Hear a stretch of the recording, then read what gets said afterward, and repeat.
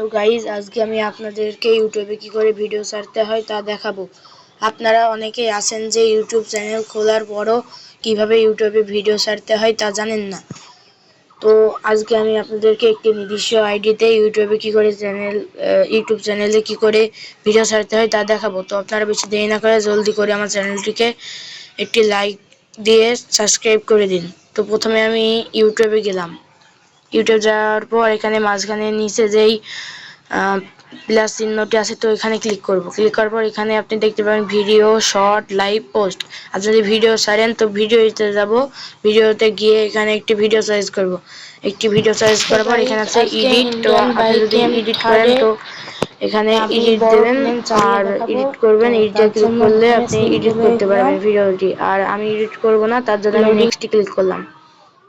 নেক্সটে ক্লিক করার পর এখানে অ্যাড ডিটেলস এসে সরাসরি, কিন্তু আপনি যদি কোনো ছবি ছাড়েন বা কোনো ছবি দিয়ে কোনো টিকটক করেন তো সেখানে আগে আসবে হচ্ছে অ্যাড সাউন্ড। তো আপনারা এখানে সাউন্ড করতে পারবেন, কিন্তু আমি একটি ভিডিও ছাড়ছি তার জন্য এখানে অ্যাড সাউন্ড থাকবে না। তো এখানে নিচে ছবির নিচে ইউটিউব আইডির নিচে একটি কিবোর্ডে টাইপ করার জন্য একটি ওয়ার্ড থাকবে। তো এখানে আপনি কিছু আপনাদের ইচ্ছা মতো হ্যাশ এবং টু দিতে পারবেন। দিয়ে এখানে নেক্সটে ক্লিক করবেন। নেক্সটে ক্লিক করার পর এখানে দুইটা অপশন আছে, yes it's made for kids আর আরেকটি আছে no it's not made for kids. এই নট মেড ফর কিড এখানে কিডসের এই 0 নাম্বার অপশানে আপনি ক্লিক করবেন। ক্লিক করে আপলোড ভিডিও দিলেই আপনার ভিডিও আপলোড হয়ে থাকবে। আর আপনি যদি কোনো ছবি ছাড়েন তো আমি ছবিটাও দেখে নিই।